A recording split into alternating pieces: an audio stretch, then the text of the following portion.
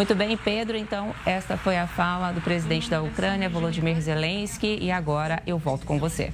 É isso, Sônia Souza fez a tradução da fala de Volodymyr Zelensky, presidente ucraniano, que participou neste momento da Assembleia Geral das Nações Unidas, que completa 80 anos. Um discurso bastante forte que nós vamos repercutir a partir de agora com o Ricardo Cabral, que é professor e doutor em História, analista de relações internacionais também. Ele que chega aqui no Hora News. Professor, um discurso com bastante cobrança. Bom dia para você. Bom dia, Pedro. Bom dia aos todos, a assistência da Record News. É um prazer imenso estar aqui. Zelensky fez um discurso muito parecido com o do ano passado. Ele colocou a necessidade de apoio para a contenção da Rússia, e isso está mais fácil de conseguir na Europa. E agora a gente pode... O Trump não mudou de posição, ele simplesmente se colocou mais favorável ao envio de mais armas à OTAN, que aí sim a OTAN vai distribuir para a Ucrânia.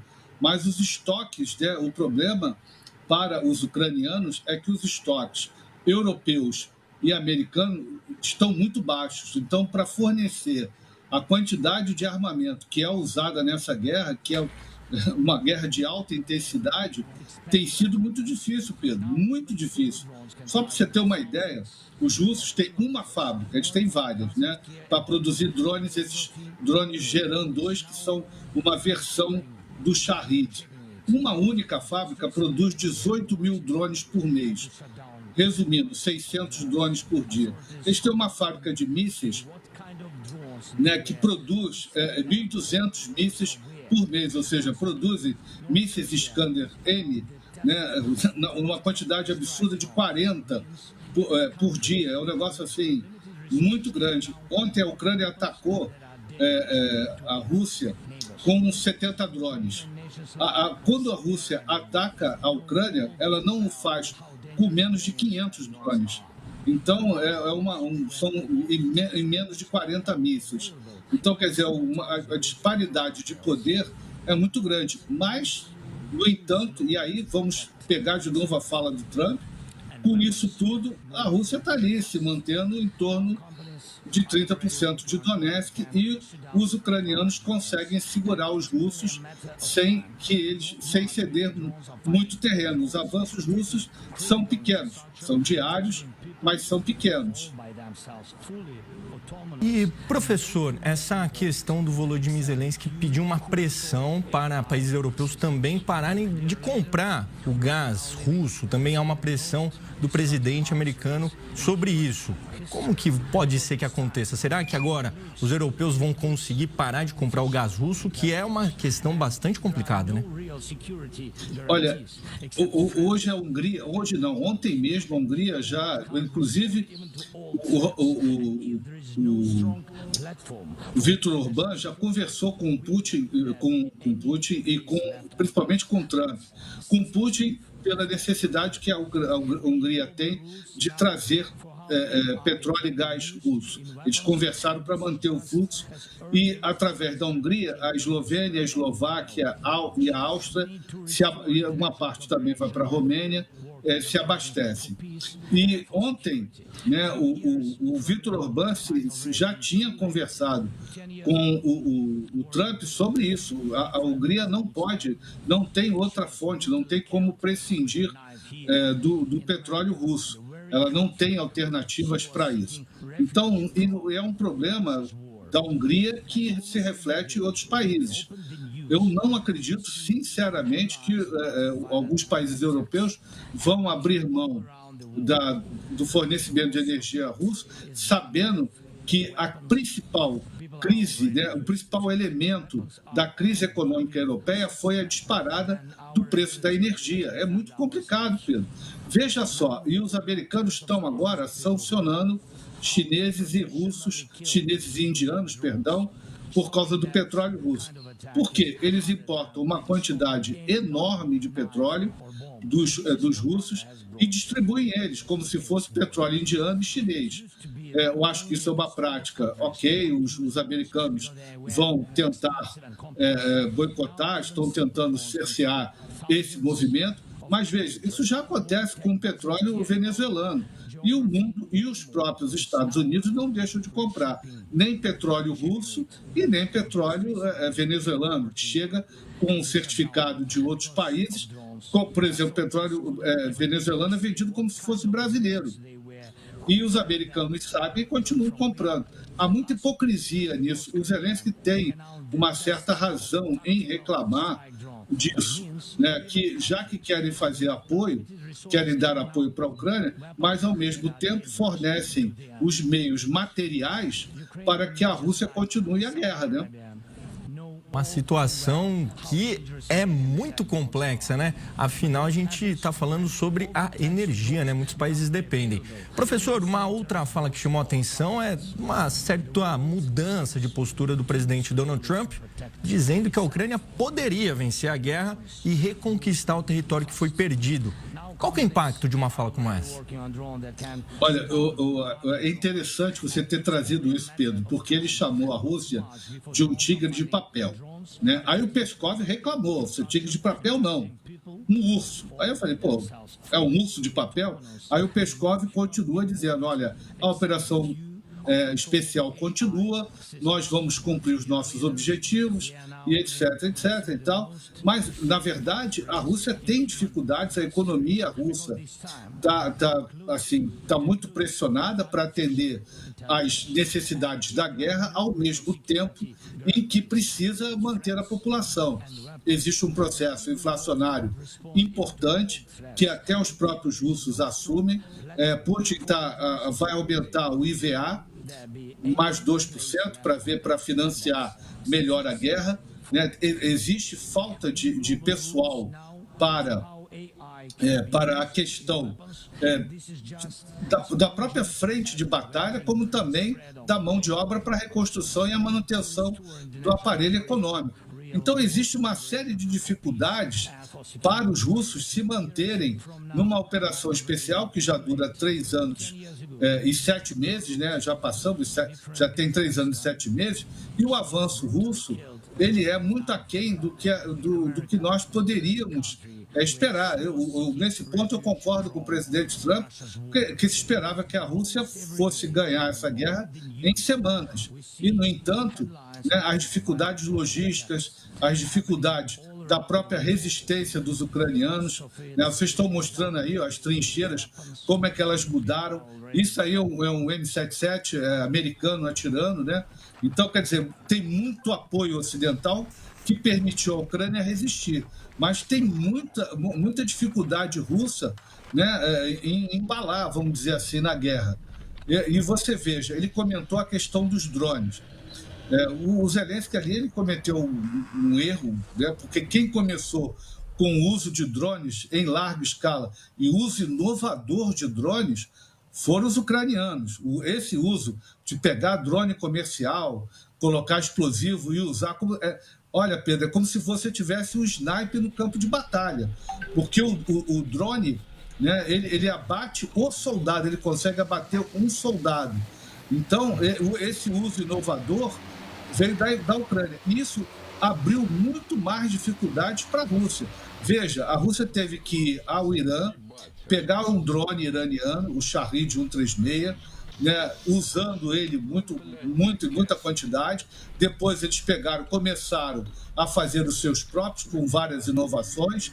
E, veja, a munição, grande parte da munição 152 milímetros que a Rússia usa na sua artilharia e foguetes mais simples, principalmente dos lançadores de foguete, vem da Coreia do Norte. A Coreia do Norte contribuiu com mais ou menos 20 mil soldados, né, para a frente de Kursk. A gente está vendo o uso aí de drones, né? E outra coisa que o Zelensky já omitiu, a Ucrânia está usando drone com inteligência artificial. O que ele acusou a Rússia de fazer, os ucranianos já estão fazendo. Vocês estão vendo aí um robô se movimentando no campo de batalha. Ele pode ser um robô para simplesmente fazer o reconhecimento, pode ser um robô para identificar se o campo está minado, e você está vendo que ele foi destruído, a princípio, por um drone, né? Os drones de vigilância, um quadricóptero que é usado comercialmente. Ó, ele não foi abatido, está aí, está cumprindo a sua missão. É interessante isso, o que nós estamos vendo, essa guerra. E o que ele falou, drones, enxames de drone com inteligência artificial, tanto a Ucrânia quanto a Rússia fazem, né? E fazem com cada vez maior desenvoltura. Um estágio, a guerra está se tornando cada vez mais tecnológica, e aí é que eu digo, aonde isso vai parar, né? A Rússia tem parceiros importantíssimos. Não pense que ela não tem apoio. Ela tem apoio da China e da Índia. Muita gente esquece da Índia. Não é só a Coreia do Norte, não é só o Irã. A Índia também participa do esforço de guerra russo, com muito material e muita inteligência. E a China, claro, oferece todo o material, ela vende de tudo para a Rússia. Se você pegar o Geran 2, que é esse Shahed modificado, recentemente os motores, né, os motores aéreos que voam ali, agora tem a versão russa que voa em torno de 300 quilômetros, na verdade são motores chineses, né? E você vê, né, os motores a jato, motores chineses, né, sistema de navegação chinês, né, e tem agora começaram a aparecer componentes indianos. Ou seja, o esforço de guerra, né, é uma coisa. Esse aí é um 155, né, mas não é ele não é esse aí é um modelo inglês, né? Esse aí é um modelo, aquele Real Ordnance inglês, 155 milímetros, não é o M77. Mas vocês vejam, ó, equipamento inglês, equipamento americano pra caramba na frente de batalha. Então, é bastante interessante o que nós estamos vendo na guerra. Os dois atores não têm condições mais de gerir a guerra com seus próprios recursos. Depende de terceiros. E aí vai depender. Para encerrar a guerra, para falar a verdade, Pedro, para encerrar a guerra, e que tem muita gente ganhando dinheiro com isso, é preciso estancar o fornecimento de armamento para os dois lados. Aí você consegue colocar na mesa, como o Marco Rubio falou ontem. Essa guerra só vai acabar com diplomacia. Não consegue ver a Ucrânia tomando todos os territórios que perdeu, e não se consegue ver a Rússia entrando em Kiev. A verdade é essa. E, professor, pegando esse gancho justamente da diplomacia, né? Até porque o Volodymyr Zelensky, ele disse que o cessar-fogo só não foi aceito por parte da Rússia, né? Já colocando a culpa na Rússia. Mas hoje tem a expectativa do encontro do Zelensky com o presidente Lula. Presidente Lula muito próximo de países como a China e a Índia por conta do BRICS. O presidente Lula poderia ajudar, influenciar de alguma maneira esses dois agentes? Estou falando da China e da Índia, como o senhor bem disse, que são dos principais fomentadores, né, que bancam essa guerra.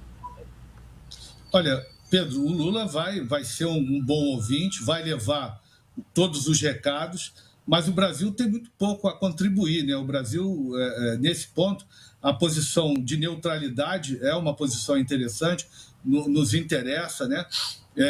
Mas o apoio político do Brasil à Rússia nos tirou um pouco do brilho, né? Da possibilidade de ser mais assertivo. Ele vai ser um bom ouvinte porque vai levar todas as mensagens para o Putin, mas nós não temos condições de fazer uma pressão ou de convencimento que foge, por exemplo, ao Trump, né, como já aconteceu em alguns outros momentos. Entendeu? Eu acho que é muito difícil. O Brasil, desculpa, eu boto o cravo na água. Né? Acontece. É um macete, né, para a gente que fala muito. Eu acho muito difícil o Lula conseguir influenciar a decisão russa no sentido de conseguir, por exemplo, um cessar-fogo, uma paz, porque as posições entre russos e ucranianos é muito difícil. Trump já fez várias propostas, já colocou várias questões à mesa e, no entanto, né, não demoveu Putin dos seus objetivos de guerra. né? E aí vamos também colocar, Pedro, que a Ucrânia, essa classe dirigente, né, cujas reclamações de corrupção, de autoritarismo dentro da... E inépcia, né? Essa aí eu até acho estranho, né? Porque eles estão conseguindo conter o russo, o número de baixas muito grande, perda de material, mas estão conseguindo conter. Então, a parte militar, eu acho que não é uma crítica tão perto da realidade. Mas eu não consigo ver Brasil influenciando a Rússia e muito menos a Ucrânia, já que eles têm financiamento, têm posições políticas antagônicas. E o Brasil é claramente do lado russo. No discurso ontem do Lula, ele não condenou a Rússia, né? Ele condenou outros países por outras iniciativas, mas a Rússia ele não condenou. E não vejo como ele vai conseguir, né, falar com o Putin, olha, para com a guerra que você está se dando mal, ou para com a guerra que vai ser bom para você. Os russos têm seus objetivos, Pedro. Eles querem Donetsk completamente, eles querem Zaporíjia. Donetsk eles estão com 76% do território. Zaporíjia, 74%, 75%. A mesma Kherson, 70%. Ali Luhansk, né, eles têm em torno de 99,7%, 0,8%. Os ucranianos têm um pouquinho de nada.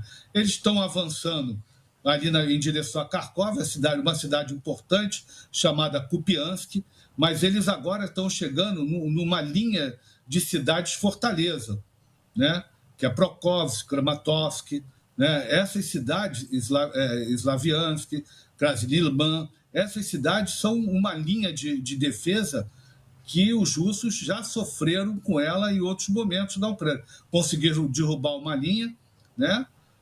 Mas agora, nessa segunda linha, se a guerra continuar do jeito que está, você pode colocar aí pelo menos 1 ano de guerra. Essa guerra não para, porque depois que eles ultrapassarem essa linha, a próxima linha é na fronteira de Donetsk com Dnepropetrovsk. Aí sim, Dnepropetrovsk e Kharkov. Aí tem uma outra linha muito mais difícil de ser ultrapassada.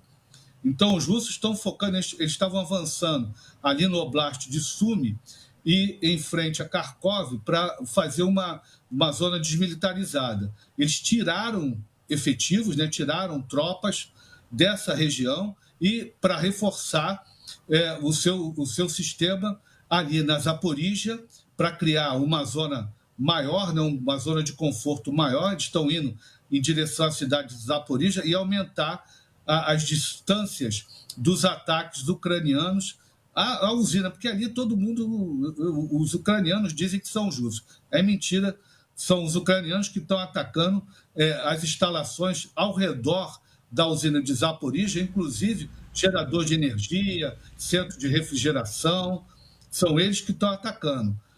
E a ideia ali dos russos é aumentar e, quem sabe, conquistar o resto de Zaporíjia. Muito difícil, muito difícil. Donetsk, no atual ritmo, vai levar mais de 1 ano para conseguir chegar à fronteira com Dnepropetrovsk.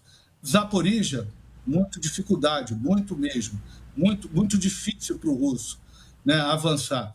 E lembro, só para os amigos, desculpa me estender, só lembrar para os amigos que na segunda, dependendo do clima, né, a gente tem sempre isso, a partir da segunda quinzena de novembro começa a Rasputsia, que vai se estender até o início de inverno. O que é a Rasputsia? São as chuvas, né? Começa a chover e a temperatura cai muito rapidamente, mas não ao ponto de congelamento. O ponto de congelamento vai ser lá no inverno, né? Quando começar o inverno.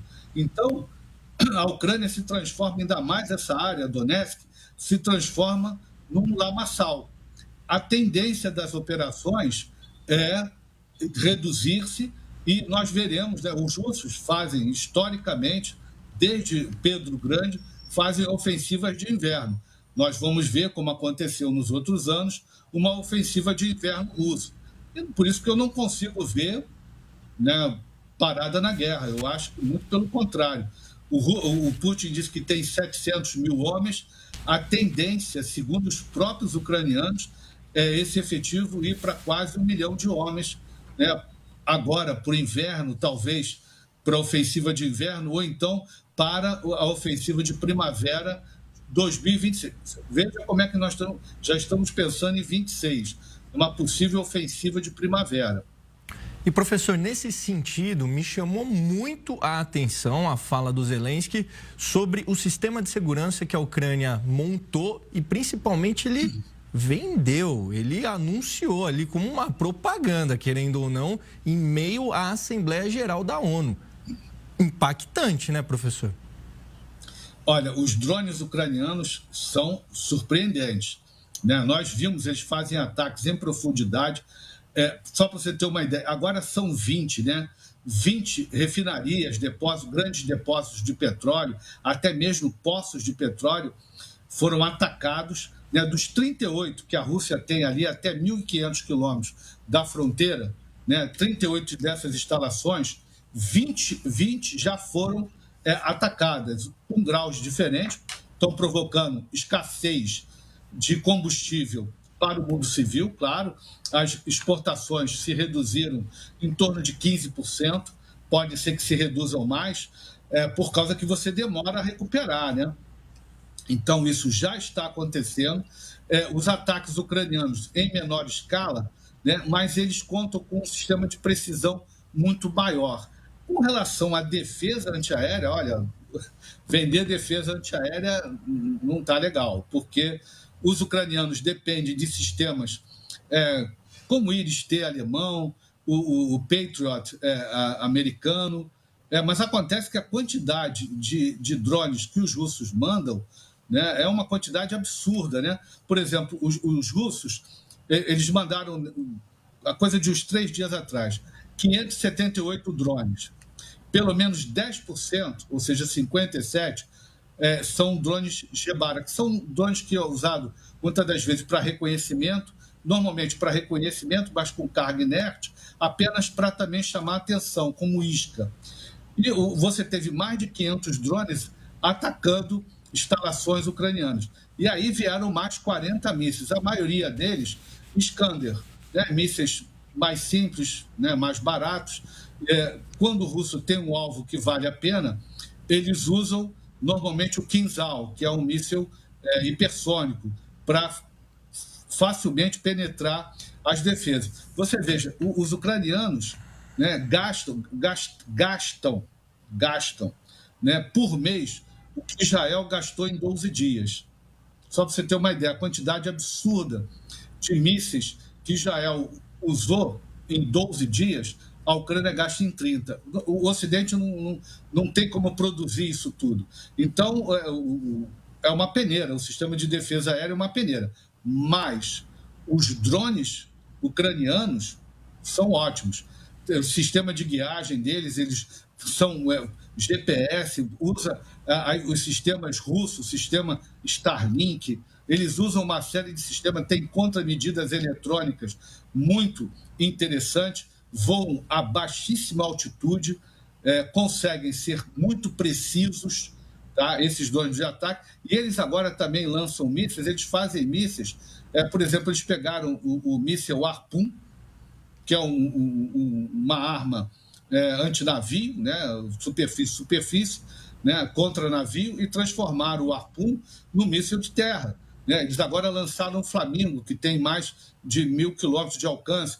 Eles conseguem... Esse é um quadricóptero, né? Que isso aí compra no comércio. Eles estão usando até esse tipo de drone. Nós não podemos esquecer que eles fizeram uma infiltração do território ucraniano e do território russo, perdão, e com quadricópteros eles atacaram as bases. Aí você olha, mas as bases estavam muito dentro do território russo. E detalhe, essas bases têm sistema de defesa de curto alcance, que é o Pantsir, sistemas para atacar drones maiores, como o S-300, e até o S-300 tem capacidade até para míssil balístico. Normalmente se usa o S-400. E mesmo assim os ucranianos conseguem furar a defesa russa, uma das melhores do mundo, e atacá-los. a propaganda está ali. Agora, o sistema defensivo é ocidental e que não dá conta dos ataques russos por causa da grande quantidade que os russos são capazes de lançar. Professor, de toda a nossa conversa, o sentimento que fica é que vai levar tempo a guerra, né? Pelo jeito, uns bons meses pela frente, infelizmente. Ricardo Cabral, professor e doutor e analista de relações internacionais, geopolítica e conflitos internacionais, muito obrigado por ter participado aqui com a gente no Hora News e explicado o atual momento do conflito lá no leste europeu. Muito obrigado.